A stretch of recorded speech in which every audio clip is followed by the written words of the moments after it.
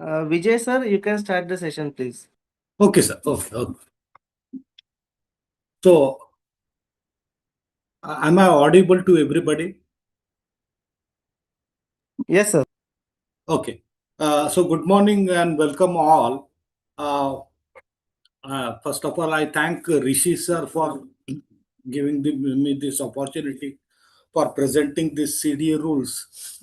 Uh, I guess you are appearing for the exam and uh, preparing for this examination and all those things.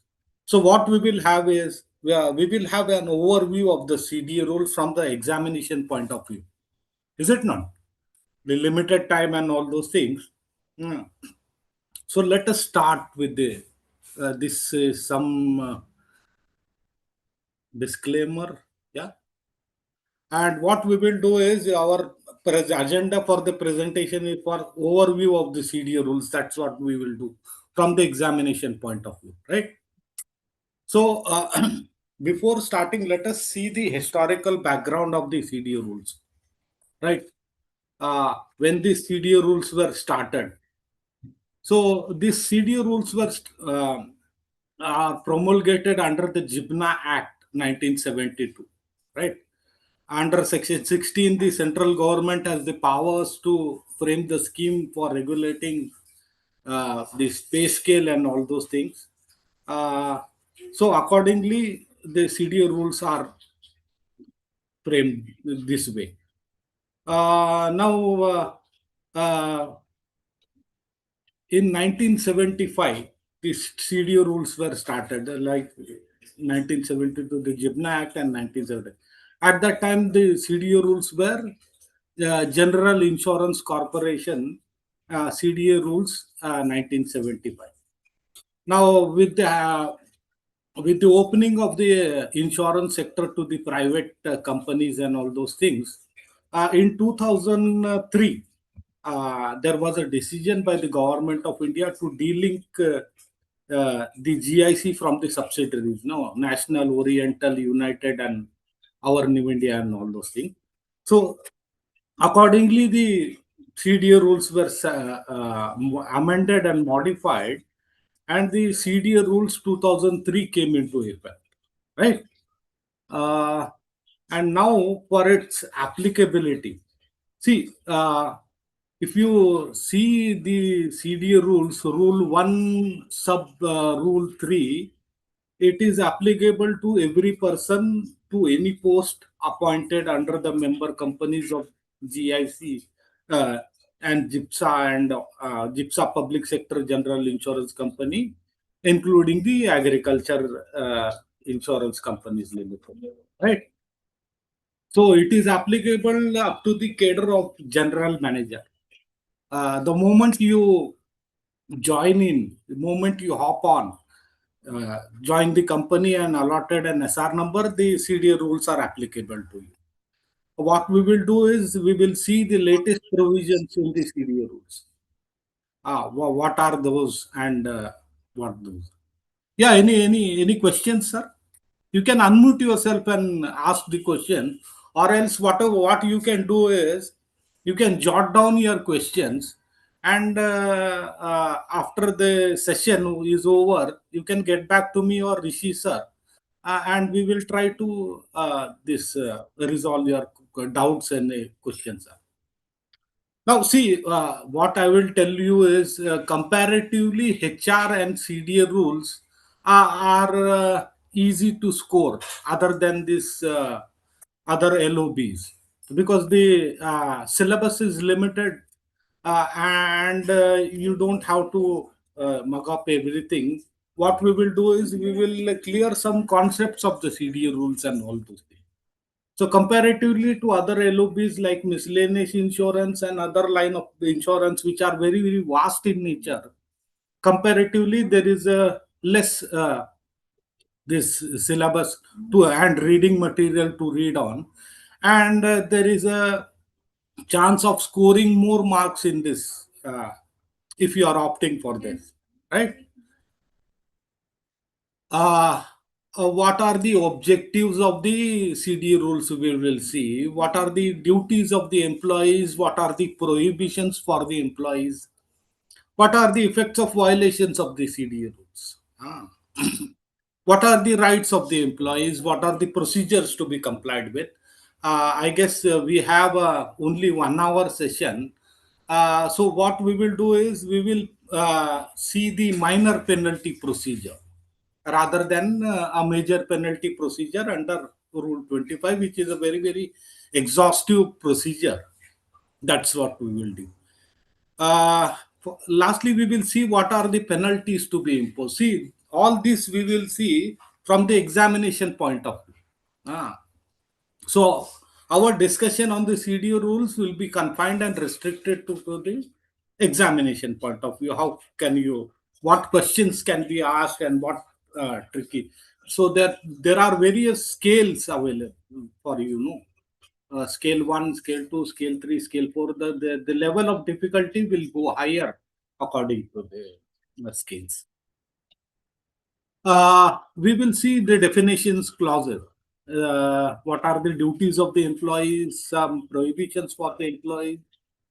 We will look at what selective misconducts are there.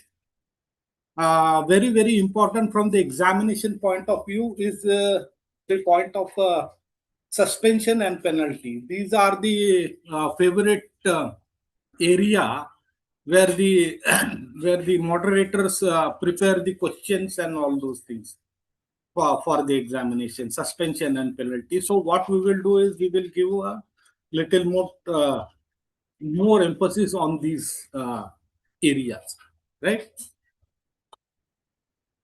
Disciplinary proceedings, I already told you, we will be dealing with minor penalty proceedings only. And special procedure, yeah, there are instances where a special procedure is involved. We will see all those also. Then we will move ahead to appeals, review, and memorial.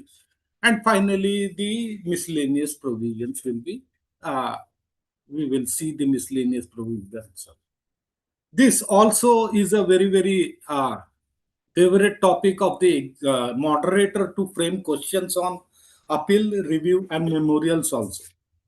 These are also, there may be questions in the examination with regard to appeal, review, and memorials. We will deal with, we will see what, as and when the slides are coming, we will discuss them. Is it? Now, duties. See, there are duties mentioned in the CDA rules. What it says that the duties are general in nature.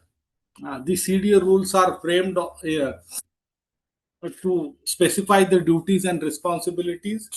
So, what the duties will be to maintain absolute integrity, to maintain devotion to duty, unbecoming of a public servant, and obey the orders of the superior.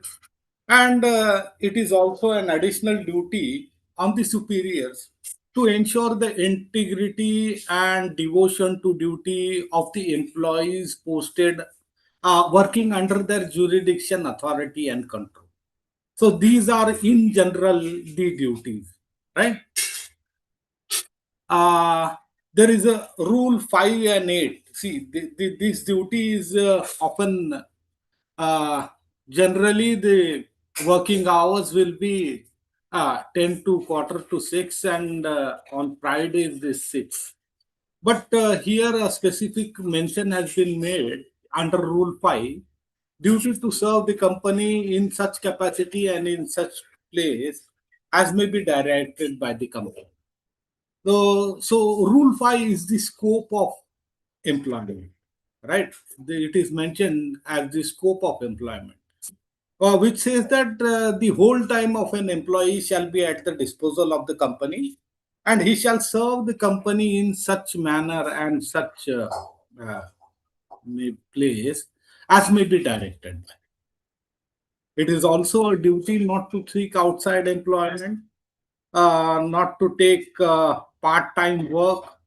There is a very, very important duty to maintain obligation to maintain the secrecy, and this is very, very, very important from the examination point of view. So, Rule 16A, it says that submission of property returns by every employee. The every employee for the financial year has to submit Form A, Form B, Form C, and Form D. So you must have this submitted your annual property returns, right? Even and this the IDD department monitors these annual property returns, and that is open. Form 2 is open for a particular period, and the rest of the form 3, form 4, and form, these are open the entire year.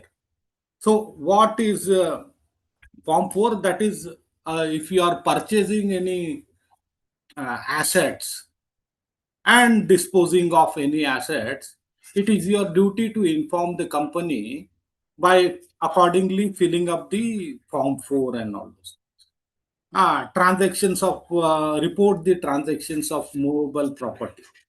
If the value of the movable property is more than 25,000, you'll have to inform the competent authority in these forms, which are open throughout the year, except in form, right? See, these are prohibitions. Uh, these prohibitions are not absolute prohibitions with the permission of the competent authority. Ah, you can proceed ahead.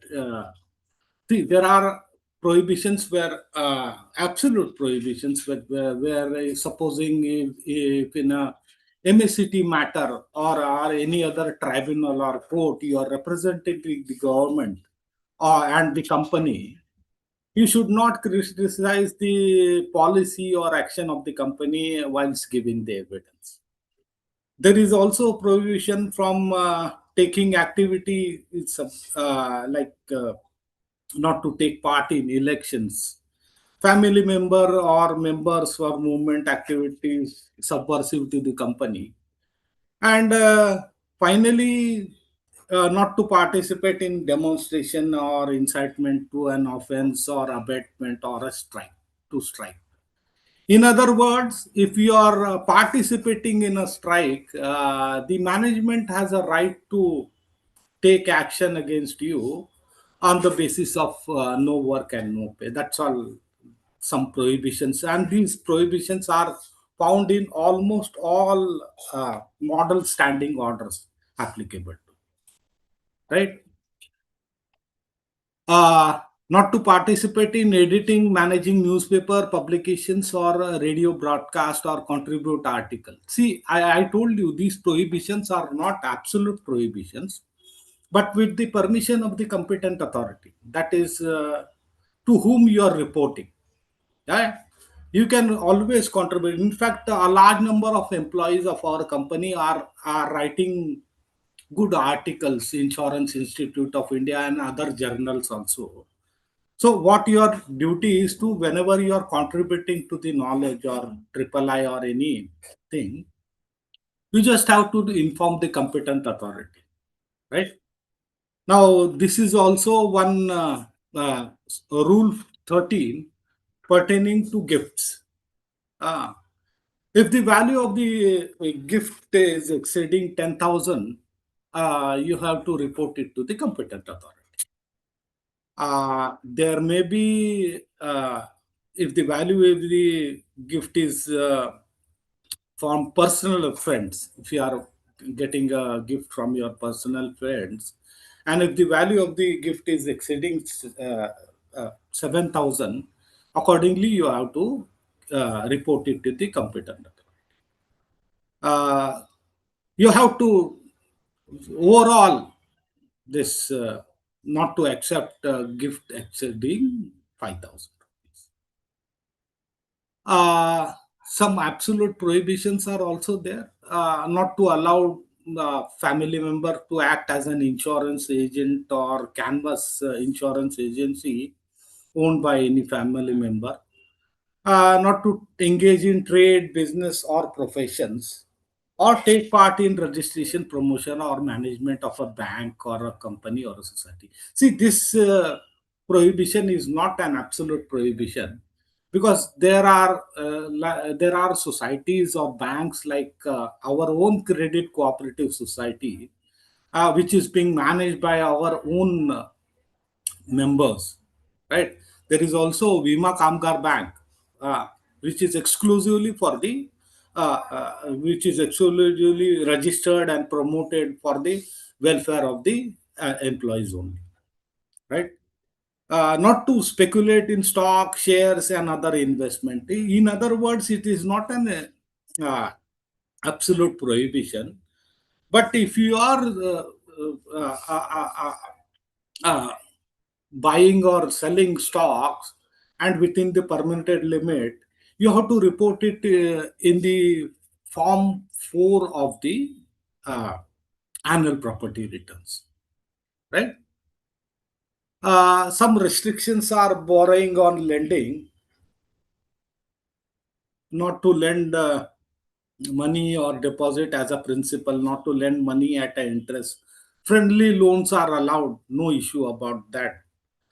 Uh, there is one absolute prohibition. I mean, not to enter into transaction with persons having official duty.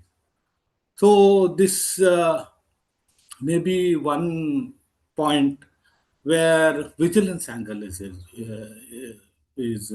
involved, right?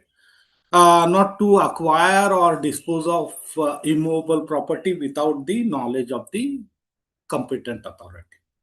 That rule 16A, that is the annual property return form 2. Or whenever you are acquiring immovable property or disposing of immovable property, you have to report it to the competent authority in the form of annual property return, right? Some prohibitions are there. Rule 18, uh, pertaining to employment, an employee is not to remain absent without permission or without satisfactory medical certificate. He has to inform the competent authority. An absence from duty without leave or overstay of leave. Upon resuming the company or resuming the duties, he will submit this. Absence from station overnight without permission. So whenever you are posted outside, at least in the Swiss system, you can say that I am going to my hometown and all those things. Whatever reasons you want to mention, and permission to leave the headquarters. These are duties. Abandonment of post. Rule 34. See, abandonment of post, there is a special procedure in vogue.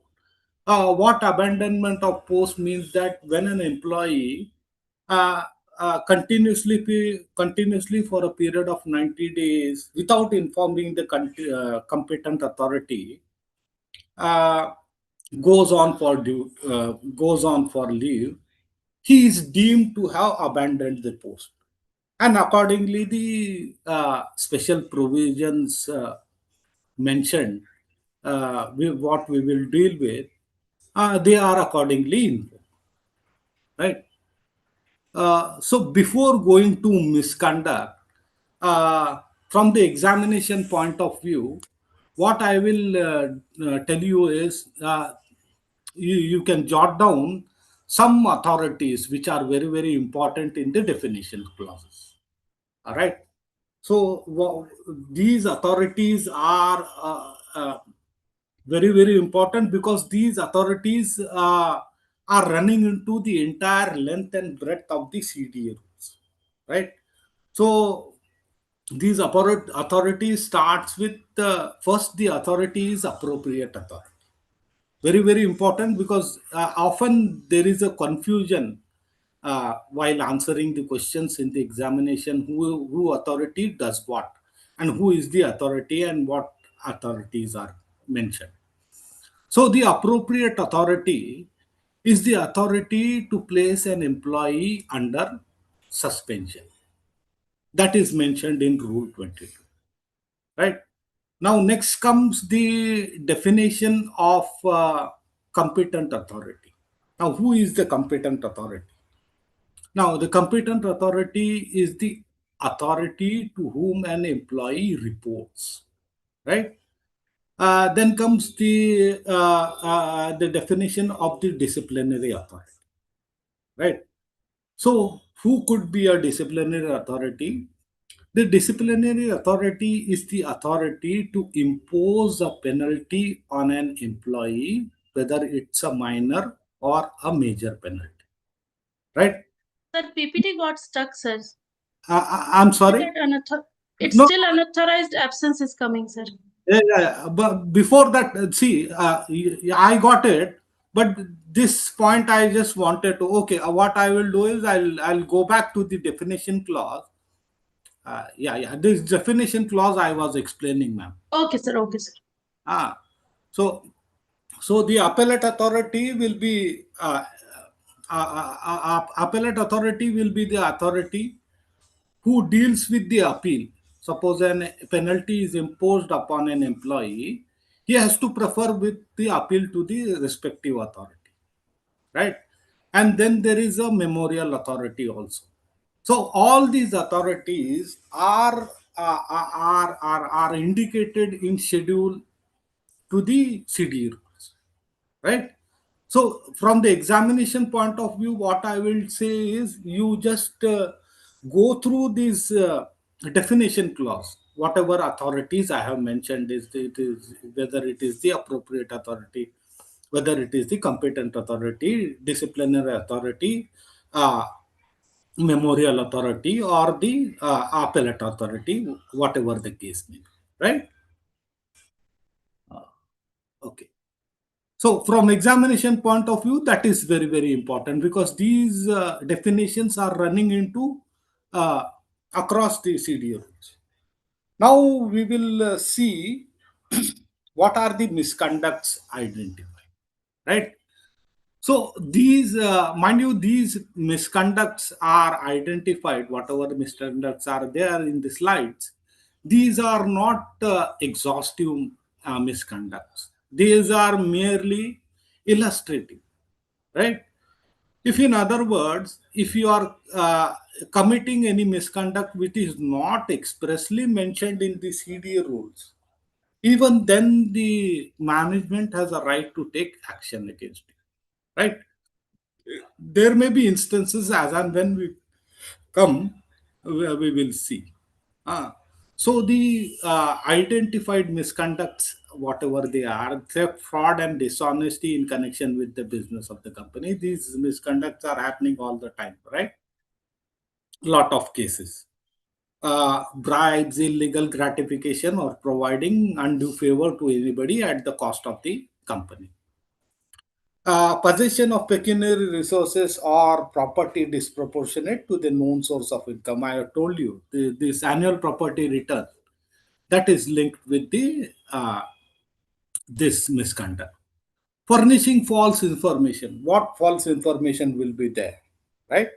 Uh, Furnishing false information pertaining to age, furnishing false information pertaining to your qualification, furnishing false information as to the caste. These are serious misconducts, and they are accordingly dealt with appropriately, right? Uh, Acting prejudicial to the interest of the company. So this is a invariably any chart sheet you see, whether it's a minor or major, you'll see this these lines, right?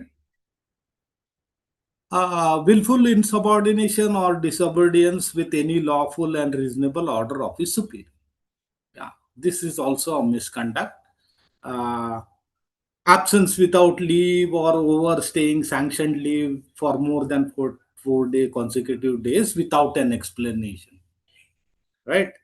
Habitual late or irregular in attendance, uh, neglect of work or negligence in the performance of a duty, damage to property, including tampering with the safety devices. Now, what will be the property?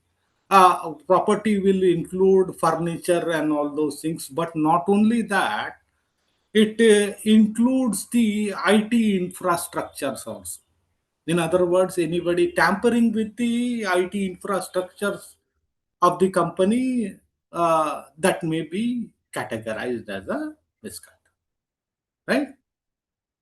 Uh, uh, this drunkenness, riotous, or disorderly or indecent behavior, this is also identified as a misconduct. Gambling in the premises of the company, collection of money without permission of the competent authority, except as sanctioned by law for the time being in force. Right?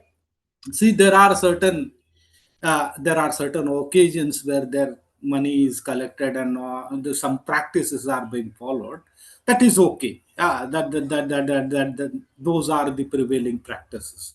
No issue in that. But otherwise, you cannot start some schemes or some sort of activities like that. Is it not? Sleeping whilst on duty. Yeah, this some examination or some questions came. Yeah, this duty doesn't see, we are in the service sector, but just imagine someone. In fact, on this point only, the Supreme Court has upheld a dismissal also. Hmm. The case law is pertaining to the aviation industry. And imagine if you are working in an aviation industry and you are working as an air traffic controller. So what happens during that? You do not have the luxury of sleeping on duty. The consequences can be disastrous. So in such cases, there have been instances where the Supreme Court, up to the Supreme Court, have upheld the uh, this misconduct of sleeping on duty. Or else you see, if there is a petrochemical plant, right? And these people cannot have the luxury of sleeping while service. So it is sector specific, right?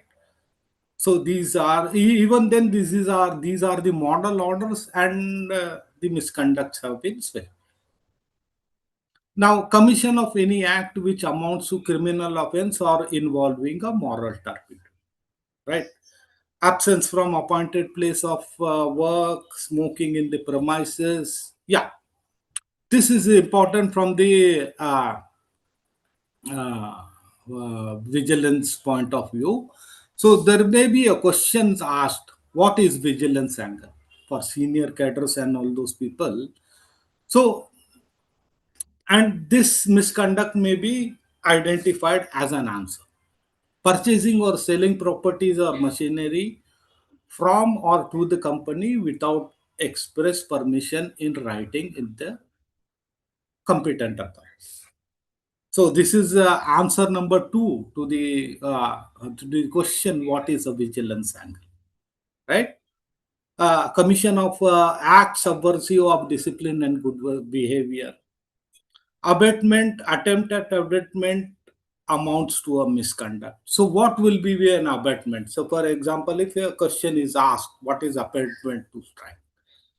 So abatement is the act of instigating another person to, supposing you are joining a strike which is not as per the rules of the country, and you not only you are participating in that strike, but you are instigating some other person to join that strike. So that will be called as an abet, right? Sharing of password with others without the written sanction from the competent authority, right? These are also identified as a misconduct. Now, any wrongful oblique illegal activity committed through the use of computer, internet, or violation of the IT provisions of the policy of the company. We also have a IT policy in place, right? So IT Act, Information Technology Act, is the mother legislation which is governing the all the transactions across the country, right? So this misconduct has been identified. Now, the next provision will be indulging in any act of sexual harassment of any woman at a workplace. Now we have a very robust and prevention of sexual harassment of a woman and at workplace, and we have a policy for that, right? There is an internal complaints committee and all those provisions we have in this prevention of sexual harassment of women at workplace, these policies. So you can just skim through all these provisions also, whatever policies are mentioned, especially the prevention of sexual harassment act.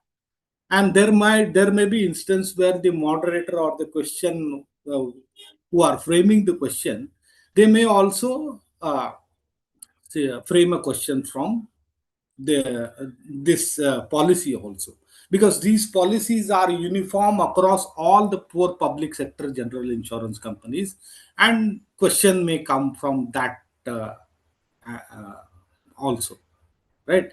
Uh, Possession of or consuming or being under the influence of drugs in the premises or outside such premises is also identified as a um, misconduct. See, I already told you these instances are of misconducts are not indicative and not exhaustive. That's what I told you. If even if a misconduct which is not expressly mentioned in the CDA rules, uh, the management has a right to they take action against it, right? Before going to the suspension and all those things, any doubts you would like to ask me up to this? Because we still have a time. So you can unmute yourself and ask anything about the for 2 3 minutes. We will discuss your rounds or all those things. Sir, you told us, Yeah, hello, yeah. Tell me, sir. you told us that you cannot participate in newspaper No, no. periodical submissions and Correct, all. correct, correct, correct, correct, correct, sir. But Yeah, sir. Yeah. is it restricted to insurance subject, or we cannot No, sir. express anything? No, sir. I told you these prohibitions. See, absolute prohibitions are not there. See, I told you that you can participate in editing a newspaper or any contributing articles to the triple I Yes. or any other journals. The Hmm. only thing is required that you have to report it to the competent authority. Now, who might your competent authority would be, sir? Yeah, the competent authority is defined in the CDA rules as the authority to whom the employee reports. Am I right, sir? So, whenever you are submitting your casual leave application, is it not in the system? Yes, Yeah, therein your competent authority is indicated, sir, to whomsoever you are reporting. Is it not, sir? correct. So accordingly, if you are contributing to any journal or any writings, accordingly you have to report it to the competent authority that this article has been written by me, and I am contributing to the knowledge of the insurance industry. We have lot of magazines. We have subscription to lot of journals and all those things. Even our employees very having vast experience are contributing to international journals also for that matter, sir. So Sir, I'm not is it asking clear? about, Yeah. sir, I'm asking about local newspaper dailies. A Local local newspaper, newspaper, no. There you have to take the permission of the competent authority. what I'm asking, is it restricted to only insurance topic, or any article we are Yeah. submitting, we have to take permission? See, any academic article you are contributing, That only you have to report it to the competent authority. Okay, okay. Press and all those things, try to restrict that, sir. Okay. That's what I will. Yeah. Any other questions, sir? Any other participant wanted to ask any Excuse me, sir. question? Yeah. Tell me, sir. Rule number 13, Yeah. accepting of the gifts. Yeah. Sir, in that, on wedding and Yeah, from sir. family members is 10,000. Yeah. See, That means per person, sir, or entire any limit is there? That means throughout year only 10,000 or like that, any limit is there? no, sir. There are, sir. That is why it is mentioned. See, there are instances in your family members. There are instances where occasions of you have funerals. In some communities, there are funerals. There also there is a custom of giving the gift. Is it not, sir?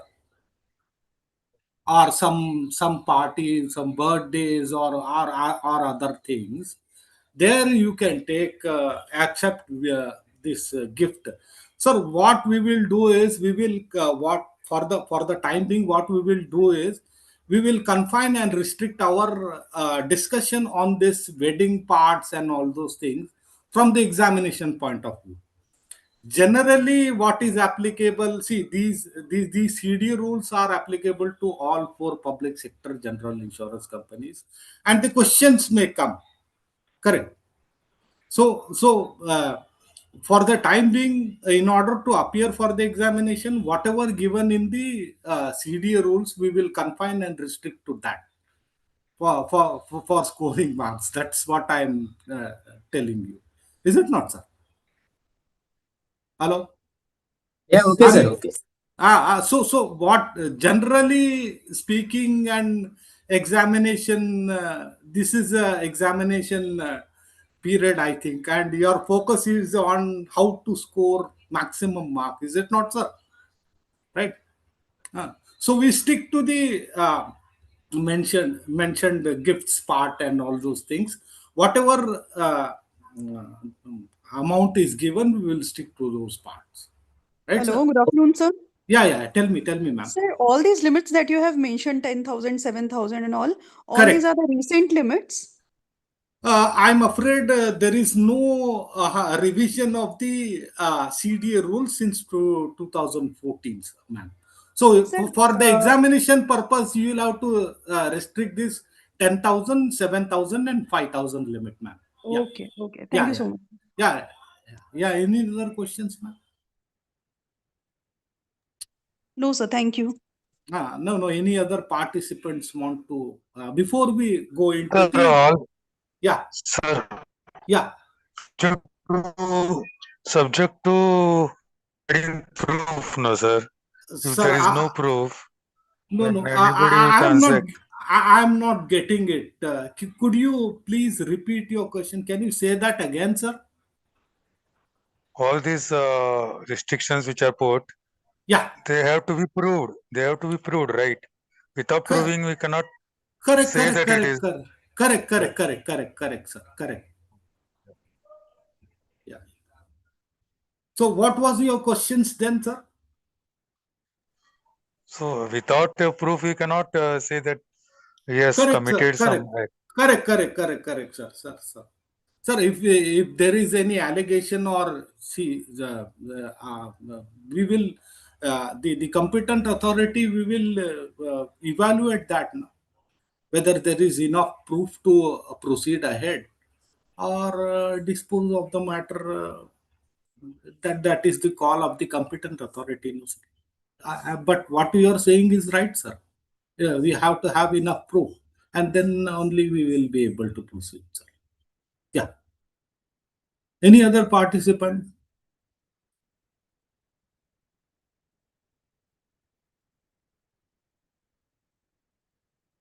Okay, shall I proceed ahead then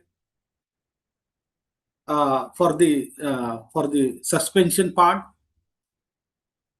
See, this is the we are in a Sunday, and this is the time you get clarified certain things. That's what I was. Uh, so, can you give me any? Just tell me, should I proceed ahead or what do I do? If there are any questions, should I proceed ahead with suspension provision? Please proceed, sir. Okay. See, what will be the suspension? Anything coming to your mind to the participant? What is a suspension?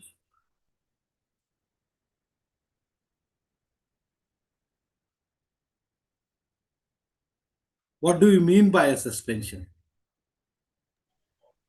It's a temporary removal from the duty. Removal, temporary removal, deprivation. Yeah. See, first of all, you have to just understand that this contract, there is a contract of employment. This is a contract of employment and performance, right? Any other contract, like for example, insurance contract. We say that insurance contract is an contract of indemnity, right? So this is a contract of service and performance. What how does those contracts differs, right? So contract, you will see general definition of contract that is given by the Britishers and all those things, 17th and 16th century. Uh, how many people are required to make a contract? Can you answer me just this question? Just two. Two, sir. Two. Sir, minimum 2 persons. How many more are telling me that there is two persons in the contract? Because you have Two to and see, more this also. is a service contract and a performance contract. And then there is contract. There are a lot, many thousands of contracts are there, right? So you have to understand the concept. That is what I am asking you. How many people are required to uh, do a contract? So everybody is answering two, is it? Only two people are required to contract? See, Two or more. Two or okay, more okay. also. Okay. Two or more, correct? So what I will just demonstrate here, just give me a moment. This is the promiser. This is the promising. Is it not? Any contract you take in any part of the world, is it not? This will be called as a promiser. Uh,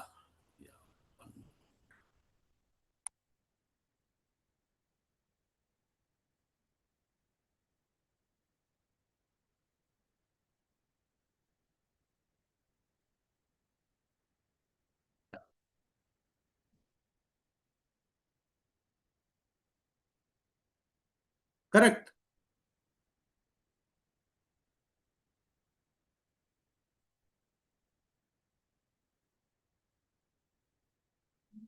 And this will be the promising. Is it not? So what your understanding of contract is, contract is an agreement enforceable by law. That is the simplest definition. Are you able to see this paint and this Yes, sir. yeah. So it is a agreement between the promiser and the promisee. That's it. That's what your definition is from the contract, is it not? Right? But in reality, you see that doesn't happen, right? That is, a contract is an agreement enforceable by law that is mentioned in the Contract Act, that is from 17th or Britishers definition. In this case, this is a contract of service and performance, right? So what happens is, I'll just explain to you this concept, so that supposing this is a vending machine, right? in which all cold drinks are mentioned, like Coca-Cola, Sprite, and Fanta, and whatnot, Mountain Dew. And you are there, right? You are here. Let me just draw it. है ना? Right? I'm very terrible at this. Huh? So what you do in today's world, I am talking. So what you do is you go to this vending machine, you select your product, you see the amount what is mentioned in that, right? You pay through the GPay, UPI, or whatever it is, and you ask for a Coke. And this vending machine gives you some Pepsi. So what remedies are available to you in that case? Can you answer me? This is just for understanding. Can anyone tell me? See, you made the payment, you selected the product, and some other product is coming to you. So what remedy you will have? Generally speaking, see, this is from the point of differentiating, understanding the contract of service and performance from the contract of from other contracts. Say for example, insurance contracts. So what remedy you will have, sir? Anybody? Anything comes to your mind? Cancel the transaction. How can you cancel that transaction? That vending machine has already dispensed with that Pepsi to you. No, and you say no. I have asked for a Coke. So in real world examples, there will always be a third party, sir. Go by the definition. That definition is 17th century or 16th century or Britisher. I don't remember that. And this third party is always implied in the contracts. And this third party will be an enforcement authority. Either it will be a court, either it will be a tribunal, either it will be an arbitration, either it will be some mechanism to resolve the disputes or any misunderstanding between the promiser and the promisor. And this third party is always implied. Are you getting my point, sir? Hello? Are you getting my point? Yes, sir. Yes. Yeah. So that is a contract of performance, I'm saying. So in a contract of performance and service, there is, or any other contract for that matter, there is always being a third party mentioned. Now you will say, what about this motor and all those businesses, right? Say for example, in motor insurance, we have a third party, is it not? The proposer is the first party, the insurer is the second party, and TP, third parties. I think, if I'm not mistaken, please bear with me, section 145 or something defines, expressly defines the third party, is it not? Hello? So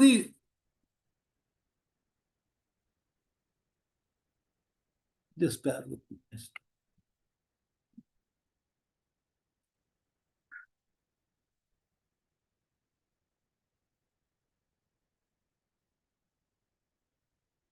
So this is the contract of performance, right? For your understanding only. And I rightly said, we see, you are governed by the CDA rules the moment you join the company and an SR number is allotted to you, right?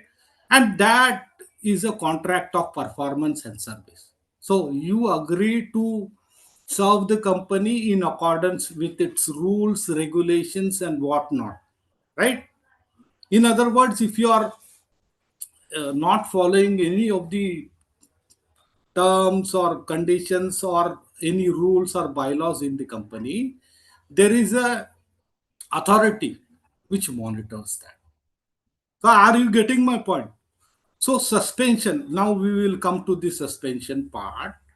What is a suspension? Suspension, as sir rightly said, it is a temporary deprivation to office, right?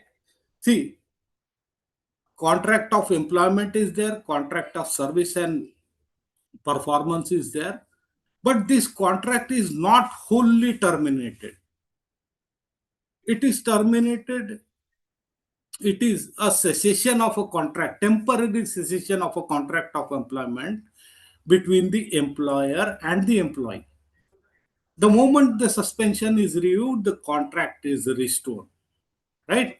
So this is suspension. For it is a temporary cessation of office, right? This is very, very important from the examination point of view for seniors, especially because questions may be a little bit tricky on these points. So I have already mentioned you that the authority to suspend an employee, who is the appropriate authority here? The appropriate authority is the authority to place an employee under suspension, right? For assistant, sub-staff, and other equivalent cadre, the authority is the appropriate authority. And for the rest of the cadres, it is the competent authority.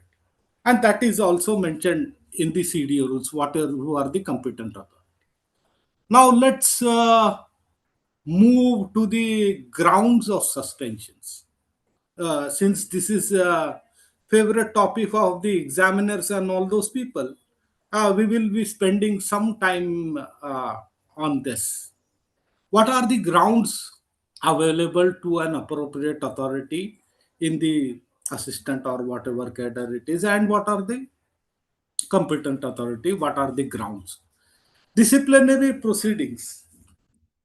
Whether the disciplinary proceedings are pending, or if the disciplinary proceedings are contemplated against an employee, the appropriate authority may place an employee under suspension, right? Second ground is the criminal case, whether there is a investigation going on or a trial is to be conducted. In that case also, the appropriate authority or the competent authority may place an employee under suspension. There is a very, very important concept of deemed suspension in Rule 20, Sub Rule 2.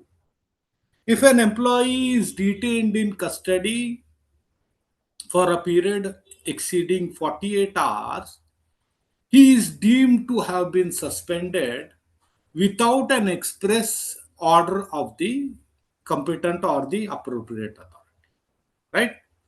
There are also instances where termination is set aside and a fresh inquiry is being conducted. In such cases also, there will be a deeming provision. There are also instances where the termination is set aside and a fresh inquiry is ordered by the court of law. In such cases also, the provisions of deemed suspension shall be applicable.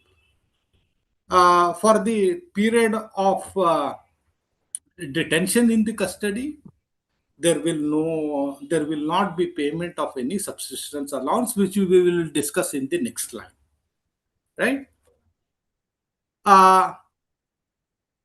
If an employee is placed under suspension, there are also provisions relating to the revocation of suspension, right? The competent authority will take into consideration the facts and circumstances of the case. Say, for example, an employee, for example, a criminal proceedings is initiated against an employee in which he has no role to play, right? There have been instances where senior people, say, for example, 498A case is initiated against an employee and he has no role to play, right? In such cases, the authority, appropriate authority or the competent authority will take into consideration the facts and the circumstances of the case, and they will view whether the suspension is justified or not. And in case the suspension is not justifiable, they may revoke the suspension. There is also a provision of review of the suspension order by the competent authority, right? Every 3 months, the competent authority will review the facts and circumstances of the case. They will see whether the suspension is justified or not, and accordingly, they will take the appropriate step further to continue with the suspension or revoke the suspension, right? So, as far as the subsistence allowance is mentioned, these are like 50% of the monthly gross emolument shall be payable to the employee during the period of suspension, right? And there is also important provision for treatment of period of suspension. Uh, Period of suspension, if it is exceeding more than 6 months, the competent authority will increase the subsistence allowance to 75% in case it is exceeding 6 months due to reasons attributed not to the employee. There is some time taken to review the case, or else the subsistence allowance can be reduced to 25% also due to reasons attributed to the employee. If the employee is not cooperating with the competent authority, or he is not attending that whatever dates have been given to him, in such cases, the subsistence allowance may be reduced to 25% also. Uh, I already told you there is a provision for revocation of the suspension. There is a review of suspension by the competent authority every 3 months. Subsistence allowance, see, these are some compulsory deductions which are being mentioned. You can have it. The slides will be available to every one of you for just going through. But I don't think this compulsory, because these are not uniform across the companies. What are uniform is these rules. These rules are very, very important from the suspension point of view. And it is a favorite topic of the moderators to frame the questions on the point of suspension and all those things, right? So these compulsory deductions and all those things, these are differently dealt by various companies. So important is the rules, rule 20 and all those things, right? Now let us move ahead to the penalties, right? The whole CDA rules mentioned about the imposing of the penalty. Now, very, very important thing from the examination of point of view for various cadres is the authority to impose a penalty. Like for example, there may be a question: who is the authority competent to impose a penalty upon an employee? And and options may be given to you, whether it is an appropriate authority, competent authority, disciplinary authority, or the appellate authority.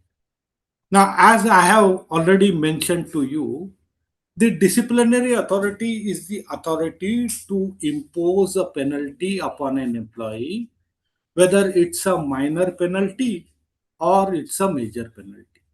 So the appropriate authority in this case is the disciplinary authority, and accordingly you will have to select the see, I'll repeat for clarification purpose, I'll repeat it once again. The appropriate authority is the authority to place an employee under suspension. The competent authority is the authority to whom an employee reports. The disciplinary authority is the authority to impose a penalty upon an employee, whether it's a major or a minor. The appellate authority is the authority who deals with the appeals resulting from the penalties, any of the penalties, whether it is a major or a minor penalty. And the memorial authority, right, up to scale 3, whatever memorial authority is there, that authority is mentioned in this, right? Okay. So minor penalties beginning with Rule 23, censure. What will be a censure? Censure will be a minor penalty, right? Just give me. Now, what will be a definition of censure? Now, censure is a formal and a public act intended to convey that the person concerned has been found of some blameworthy act or omission, whether it's an act deliberately committed or whether it is an omission that has been deliberately committed.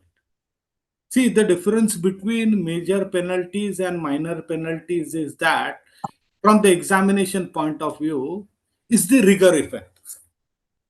If the employee has been imposed any of the penalties, minor penalties, the rigor effect will be for a period of 1 year.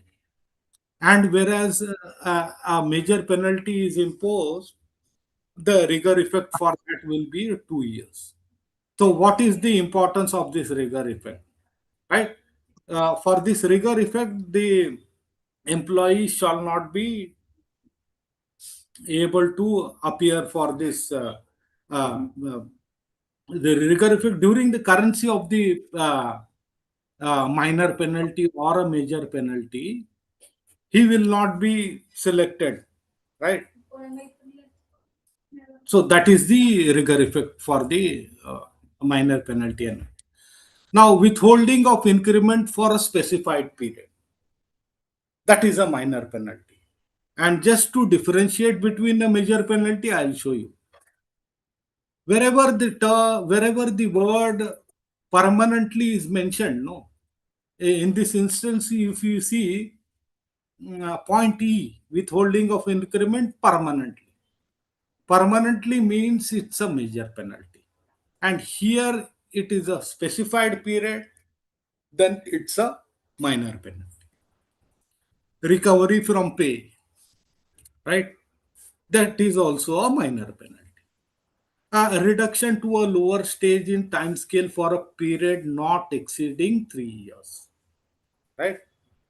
So if it is, in other words, reduction to a lower stage in time scale for a period permanently, it will be categorized under the major penalty, right? And I have already explained you the rigor effect. See, for minor penalty, the rigor effect will be 1 year, and for major penalty, it will be for 2 years, right? So major penalties, withholding. Excuse me. Yeah. Yes, sir. What is rigor effect, sir? Can you please explain? Rigor effect means that, see, during the promotion exercise, no, supposing there are 50 vacancies, and into whatever times you are taking, there are 100 employees or 200 employees.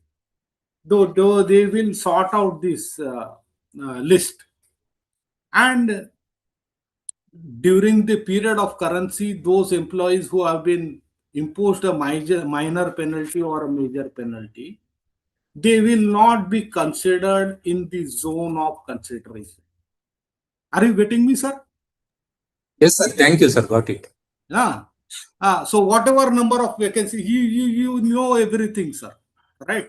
How the promotion exercise is being conducted and all those things, right? Is it not, sir? Yes, sir. Yes, sir. So Got it, sir. during so during the currency of the penalty, he will not be considered in the zone of promotion for the promotion to the next higher. Is it clear? No, clear to you, sir? Yes, sir. Yes, sir. Thank you, sir. Okay, sir. Sir, Yeah, sir, hello. yeah. Sir, Tell me, sir. give me example of sensor. Yes, sir. One example of sensor. Yeah. Example of censure. Yes, sir. Censure, sir. I have already censure. See, censure is a penalty, which is a formal act that this employee has intentionally committed something or intentionally omitted to do something. That is the censure, sir. It is the minor, it is categorized into minorest of the minor penalties. Right? It has not to be confused with warning, sir. Okay. It is a penalty, but you do not equate this with warning letter and all those things.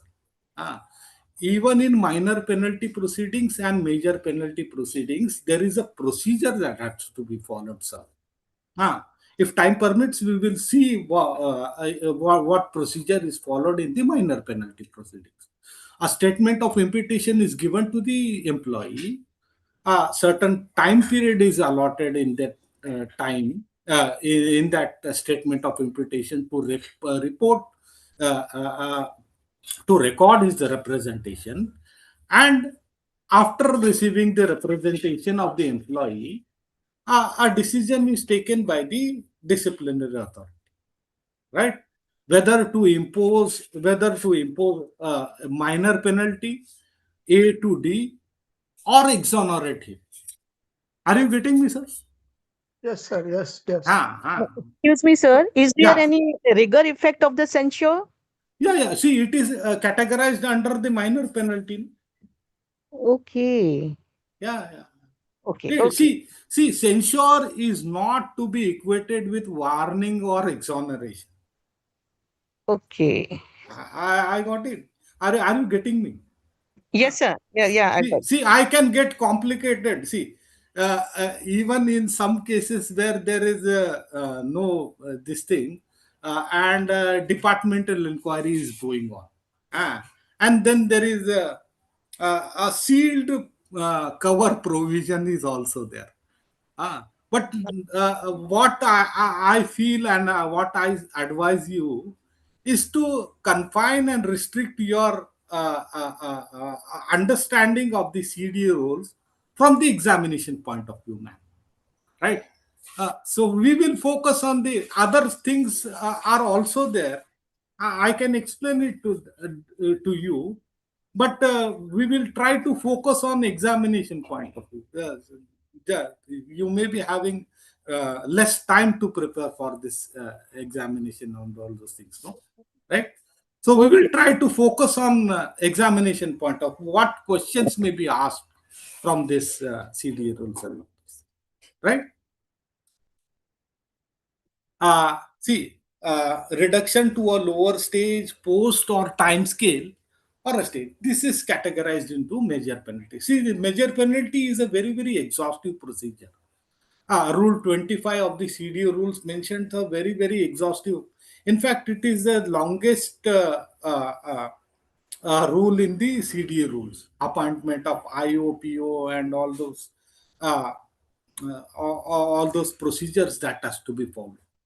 So let us not get into that lengthy procedure and all those things, but we will focus on what questions may be asked, what answers you should ideally get. So important from the point of view of major penalty is the G, H, and I, right? Now the penalties of compulsory retirement, removal from service, or dismissal from service shall not be imposed by an authority lesser than the appointing authority. That is very, very important from the examination point of view. Say, for example, Sir, a question. please repeat this. See, okay. This major penalty, penalty 23G compulsory. Are you able to see the screen? Shall I once again? Yeah, yes. Yes, sir. Yes. Now are you able to see the screen, sir? Yeah. This compulsory retirement, removal from service, and dismissal from service is very, very important from the examination. Right? These penalties shall be imposed by the appointing authorities only, because these are having effect on certain other provisions of the right. Say, for example, if you are if you are not covered under the MPS schemes and all those things, right? If you are a member of the gratuity, you are getting a pension, right? So these penalties have an effect on those things. Uh, in certain cases, the gratuity is forfeited. That is covered under the gratuity rules, right? In certain cases, the pension is forfeited. That is mentioned in the pension scheme. Are you getting me?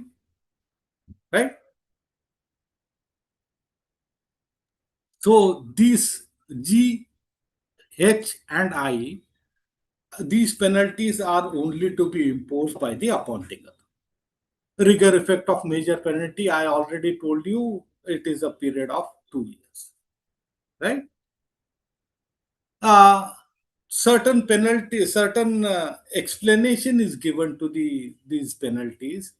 Withholding of an increment of any kind, like this is a normal increment or a stagnation increment or whatever that increment, the withholding of that does not amount to a penalty. You see, a normal increment will be automatic, but stagnation increment, see, that is not automatic. It is subject to certain parameters, is it not? Right? So even then, the authority, the personnel department will satisfy itself to the satisfactory performance of the employees and then release the stagnation increment or whatever increment that is. Stoppage of an employee at the efficiency bar in a time scale on grounds of unfitness to cross the bar, non-promotion whether he is in official capacity or otherwise to a higher post. In certain cases mm, there are instances where a lower cadre employee is posted as an officiating in charge, and upon mm, getting there, he is reverted back to the.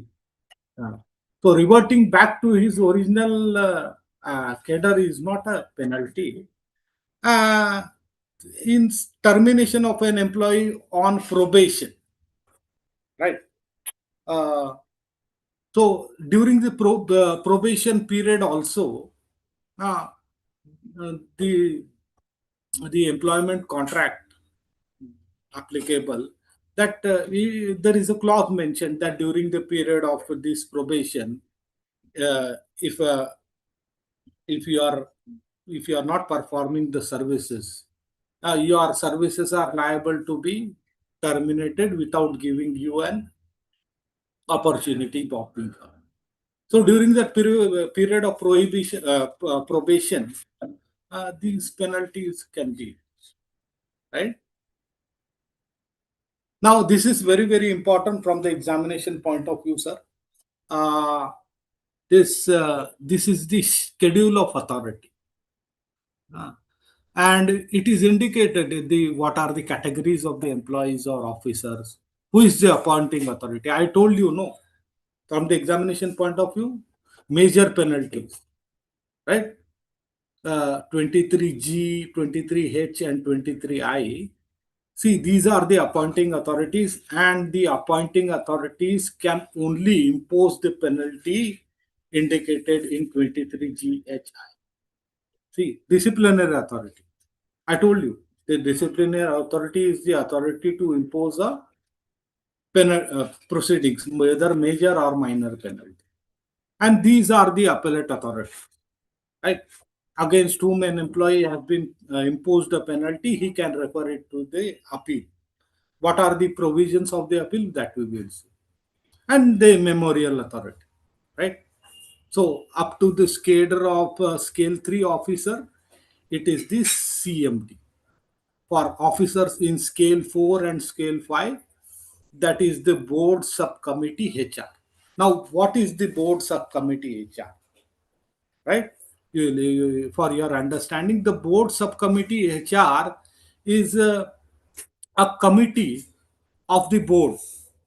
See, the members of the board will nominate and choose among themselves and form a committee called board subcommittee HR, and that will function for the purpose of this CDA, right? And for officers in scale 6 and scale 7, it will be the given to the respective board of the company as a whole. So any questions regarding this schedule A? Because because if you are opting for this HR, you have to, and invariably 7 to 8 questions will be coming from. I'm not sure, but there is a likelihood that CDA rules questions may be asked. And if you want to get thorough, this schedule of authority is quite handy, and if you go through it a couple of times, you will understand the concepts, right? So any questions regarding this schedule of authority?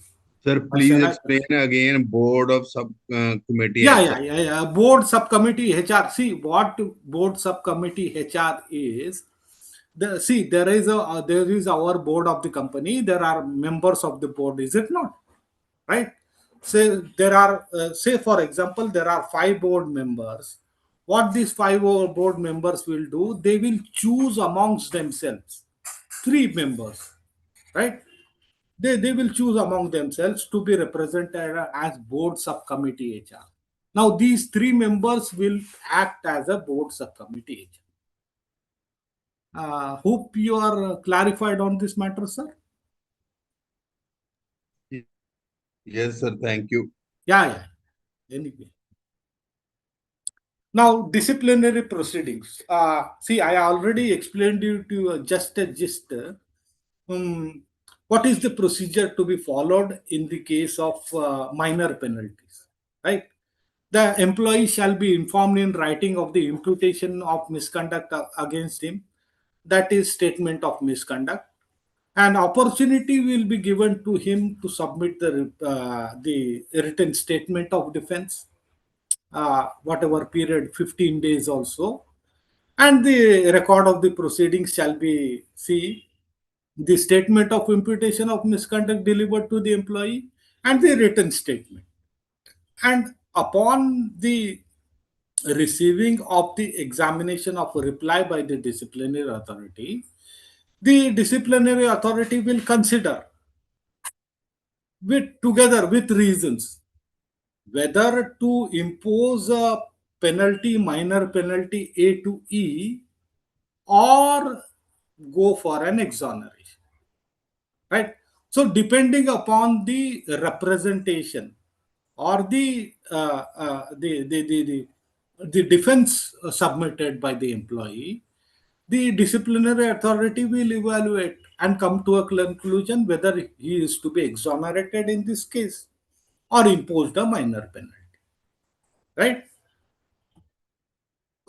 Communications of orders and common proceedings. See, there may be instances uh, where a number of employees are involved in a case. Say, for example, a cashier and a branch manager who is a deputy manager or assistant manager or whatever it is. And this cashier is a assistant or senior assistant or whatever the case may be.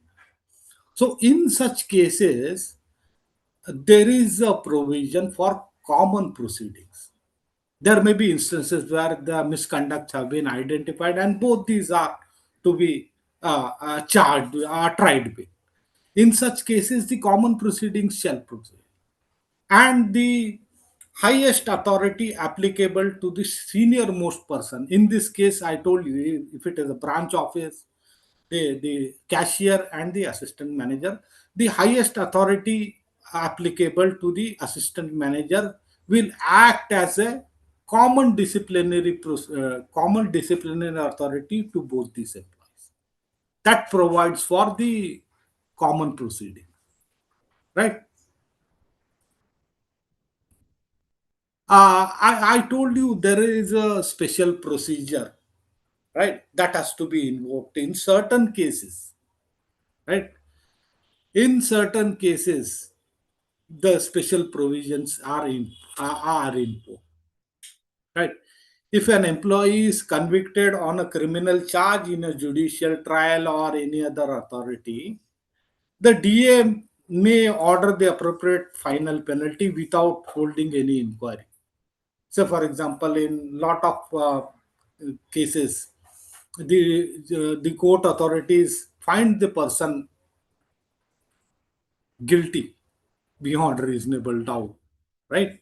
In such cases, the special procedure is used.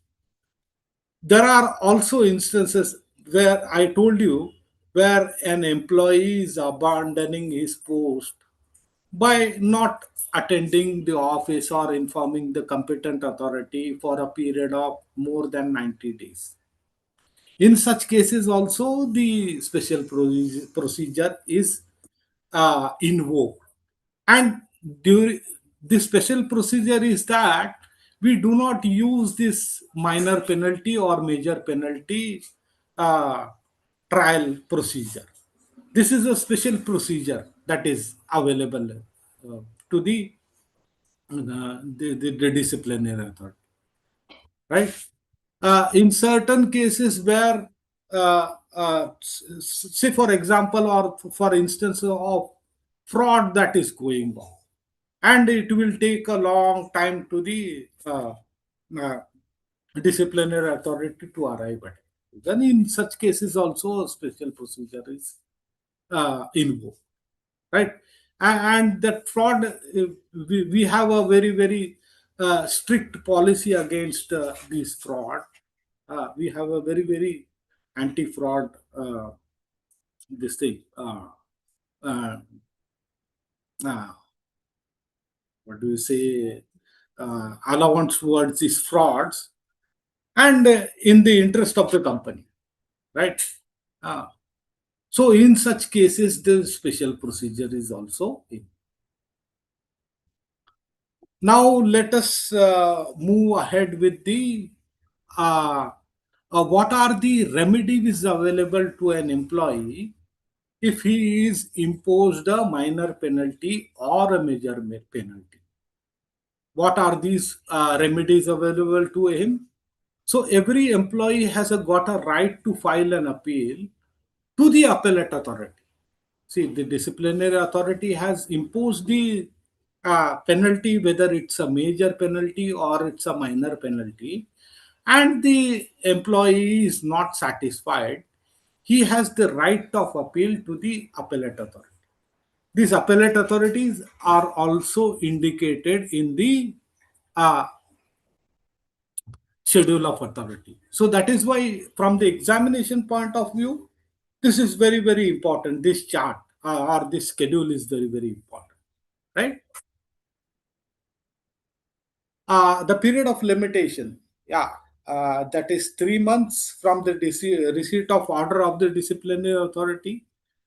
Forms and contents that the employee concerned who is preferring his appeal should it should be in a proper format, and it should have proper contents. There is a provision of submission of the uh, appeal to the appellate authority through the disciplinary authority, or else you can directly an employee can directly address it to the appellate authority.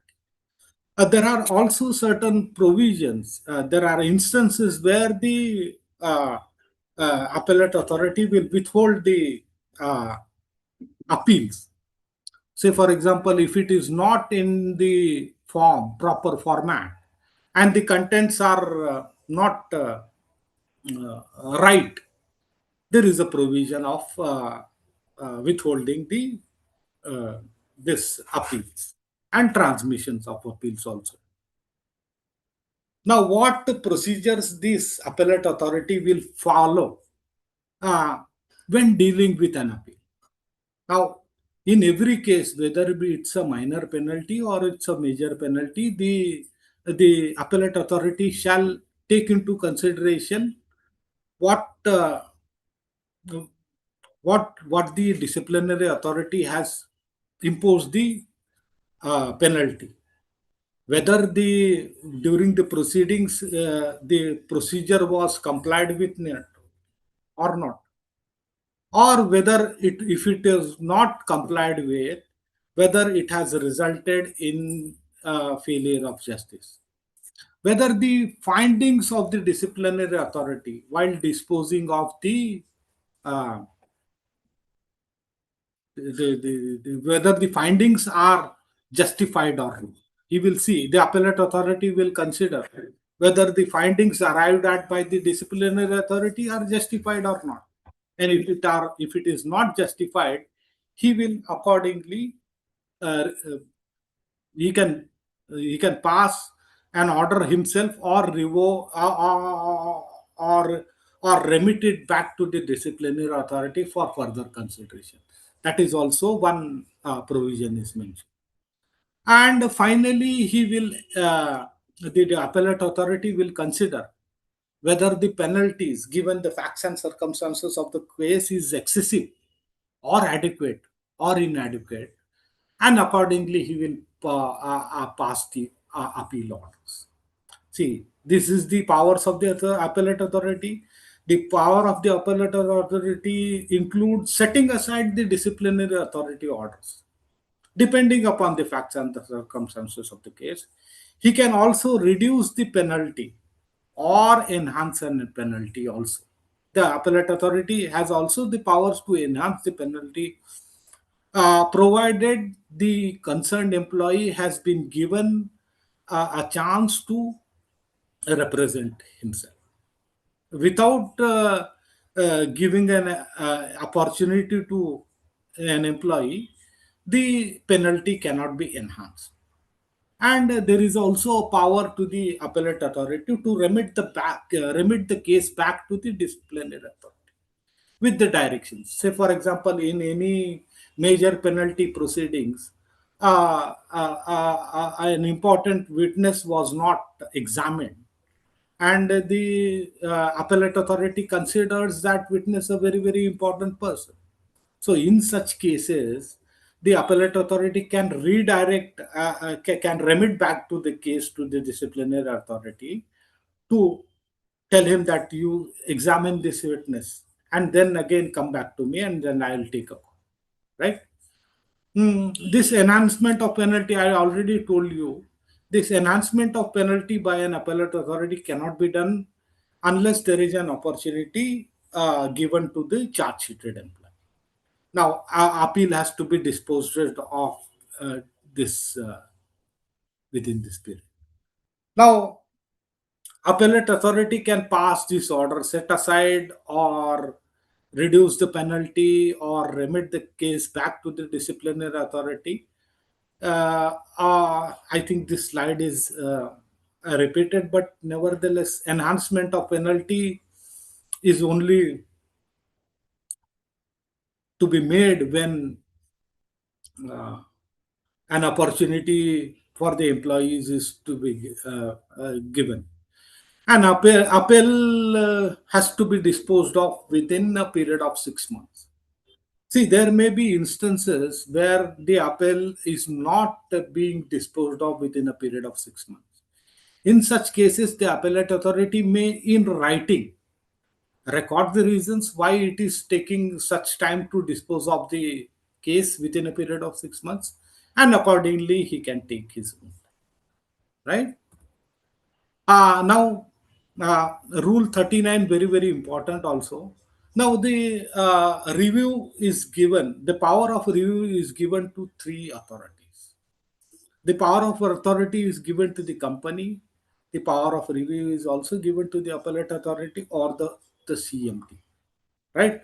Now, what is the difference between this appeal and review? See, the appeal where the review rise, say for example, an employee has to prefer an appeal to the appellate authority.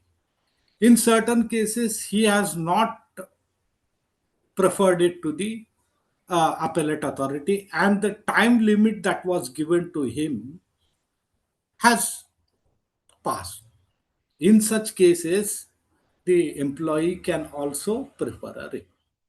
Secondly, the CM, chairman come managing director or the company or the appellate authority have the power to review the case so moto also on their own account.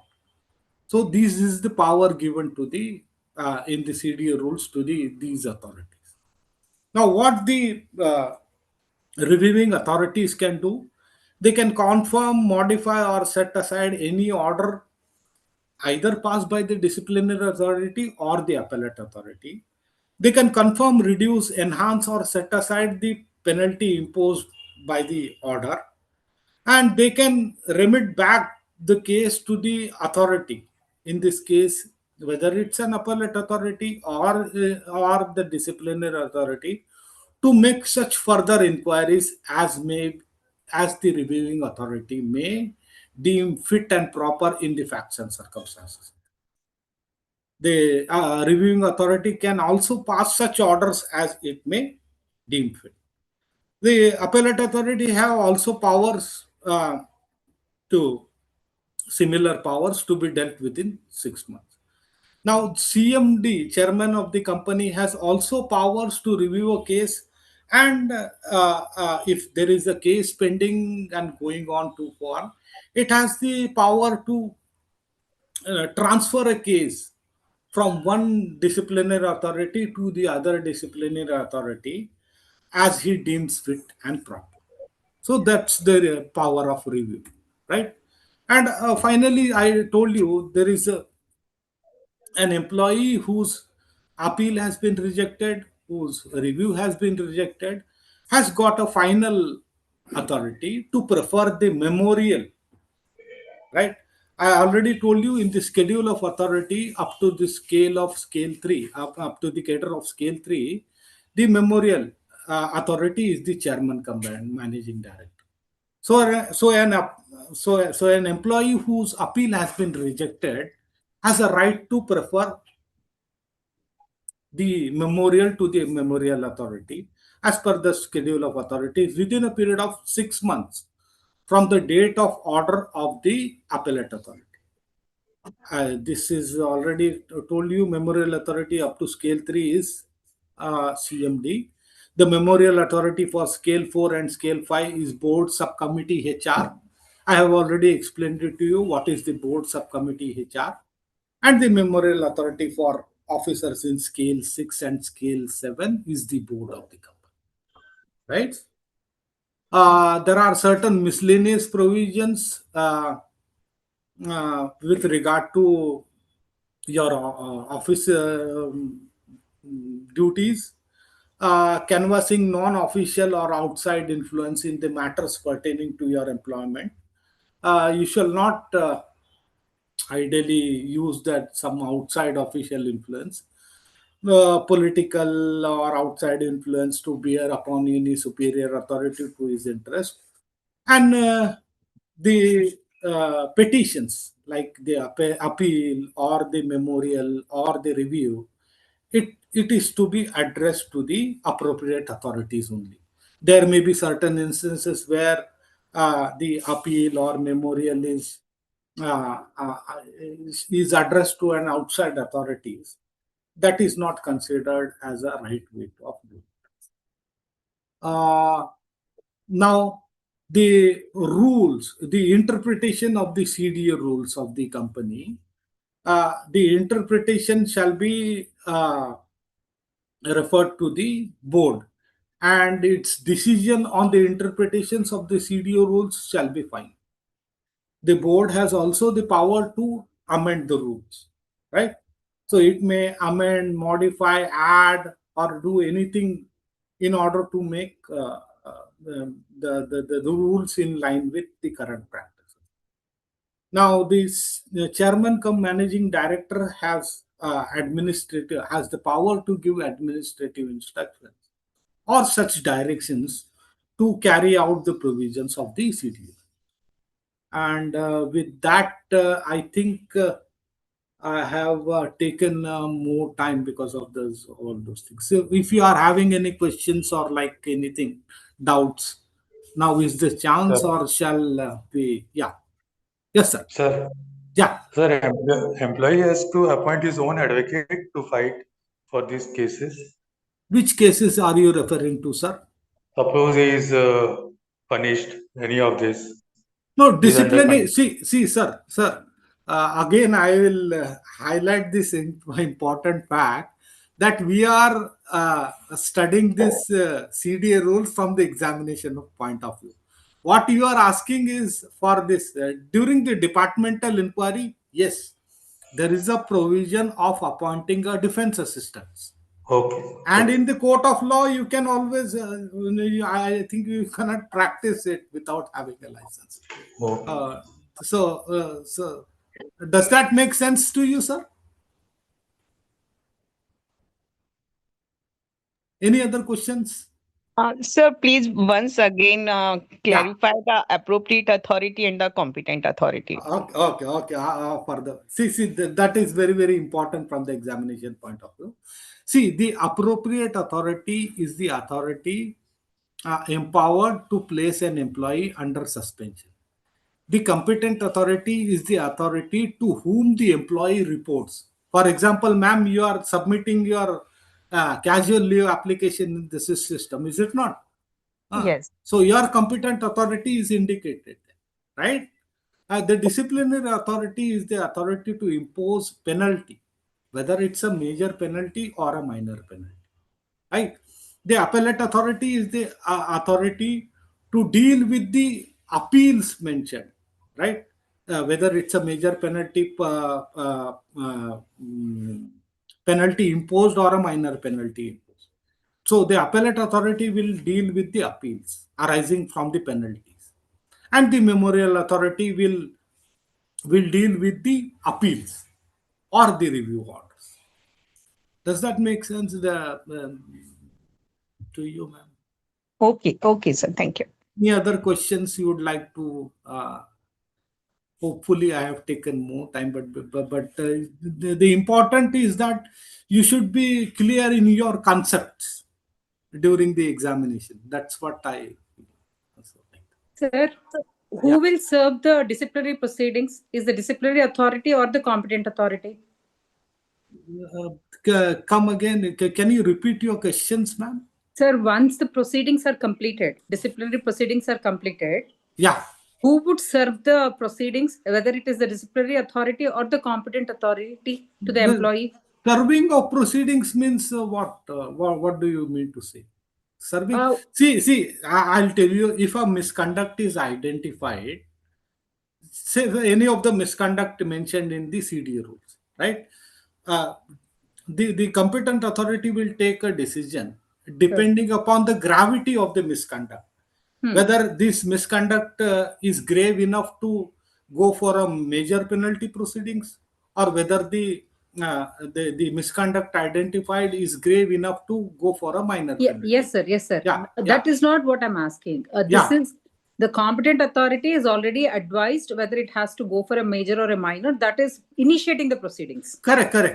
Once the proceedings are completed, and the proceedings are concluded, who would give that letter to the employee, whether it is the disciplinary authority who will serve that notice to the employee or the competent authority? No, see, disciplinary authority will always impose a penalty, and serving purpose is whosoever there are. Competent authority, sir? Because there is a question of like this in previous papers. Acha. So I am not getting maybe I am getting the question not right. Serving, see, order will be always passed by the disciplinary. Yes, sir. That is the proceedings are completed. Once the order is passed with the disciplinary authority, the proceedings are completed. Correct. So who would give that notice once the no proceedings notice are is completed? required, ma'am. As per the practices, no notices are required. When say for example, major penalty proceedings, all the procedure has been completed, and the disciplinary authority finally passes an order, it is served to the employee itself. Served by the disciplinary committee itself or the No, competent authority? No. Here, no authority is involved.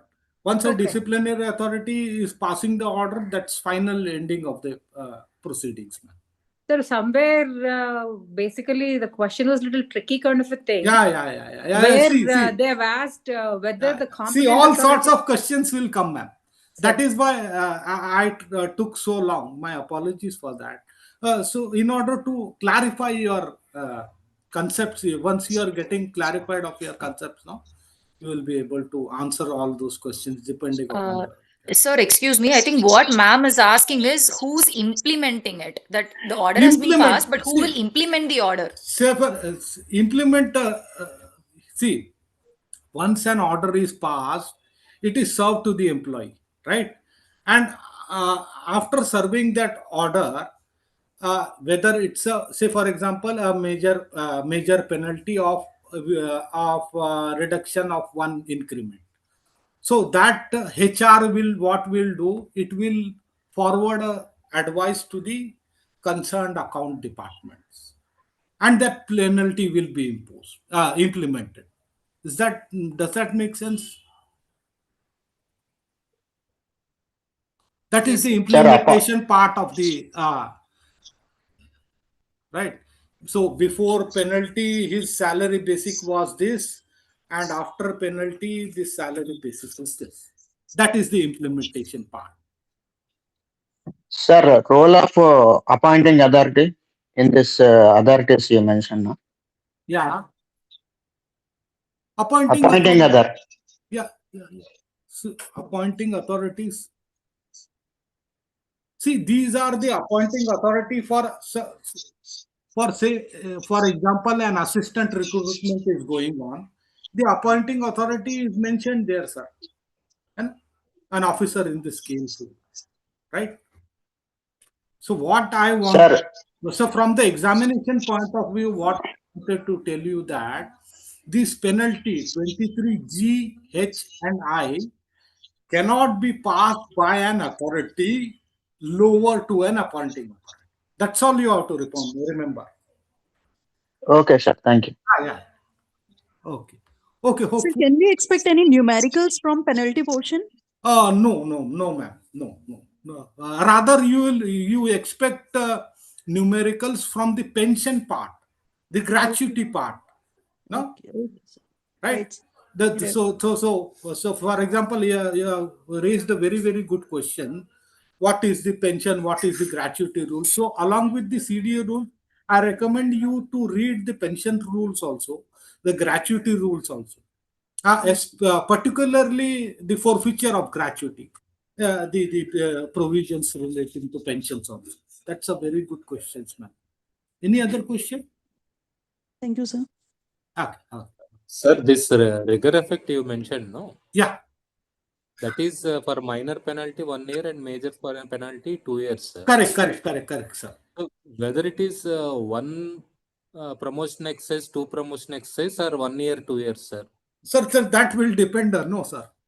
If the rigor effect is for major penalty for 2 years, then for 2 years, if there is a back-to-back promotion exercise is there. See, sir, for the rigor effect, you have to calculate that rigor effect from the date of passing of the order of the disciplinary authority. Sir, irrespective of number of exercise, we need to take. No, sir, that depends, sir. Sir, whether that rigor effect is continuing for a period of 2 years, and within that 2 year period, there are 2 exercises. Sir, can I put a word, sir? So what I will do is first I'll answer the question to sir, and then I'll get back to you, ma'am. Yes, sir. Tell me. Sir, within the 2 years, if we get 3 promotional exercise, he is not eligible for those 3 exercise. Right now, sir? Come again, sir. Sir, those out of 2 years for major penalty, if 3 exercise has come, how can there be 3 sir, exercises in 2 years, sir? If we get, sir, that is what I am telling. Yeah. See, sir, for the examination point of view, you just remember this. The rigor effect is for 2 years. No, sir. In options, they may ask, no, sir. Yeah. There is always possibility. Correct. That is why I'm asking, Yes, sir. Yes, then we need to put it correctly 1 year. Correct, sir. Sir, we've been told for class 3 and 4, it is calendar year, rigor effect implementation. And for class 1 and above, all of officers, it is generally the financial year from the date of your completing the disciplinary proceedings. Is it correct, sir? Ma'am, I have not come across such these things. This calendar year. See, the counting of the rigor effect will start from the date of order of the disciplinary. That's what. Yes, irrespective sir, of the calendar year or the financial year, the currency will start from the date of order of the disciplinary. Okay, sir. Thank you. Yeah. Sir. Okay. Yes, sir. Sir, in examinations, we have come across some questions like a sequence of procedures like investigation, charge sheet, appeal. So, can you please throw some light on that sequence, sir? Like which one comes first, which one comes next, like that sequence, sir? See. Whenever a misconduct is identified, depending upon the gravity of the misconduct, whether you go for an investigation, then inquiry, and then trial. I'm just explaining it to you in a gist form. Are you getting my point, sir? Yes, sir. I'm getting. First, there will be an investigation, then there will be an inquiry, and then there will be a trial. So accordingly, whatever sequence is there, you can apply your mind and go ahead. Yes. Yeah. So hopefully all are satisfied. Thank you once again. I'll thank Rishi sir for conducting all those things, and thank Rishi for giving me an opportunity. Hopefully you have got some clarity on the CDA rules, and if you are opting for this HR and all those things, comparatively there is a less syllabus and all those things for your studies, and there is an opportunity to score more marks. Are you getting my point? Rather than a LOB like miscellaneous insurance, that is a very vast, or marine or another LOBs. Here you have got less syllabus and less preparation time and opportunity to score. So all the best to you for your examination and all these things. And even if you have some doubts and you want some clarification, you can always get back to Rishi sir or me, and we will try to resolve your doubts. So shall I end this now? Yes, sir. Vijay sir, thank you for this outstanding session. No, not at all. Thank you for conducting this knowledge-based for all employees. Thanks to you. You are doing a very, very great work, Rishi. Thank you. And it's always a pleasure to interact with you. Thank you. Thank you. And all the best to you. Shall I stop sharing, Rishi? Yes, sir. You best. Oh.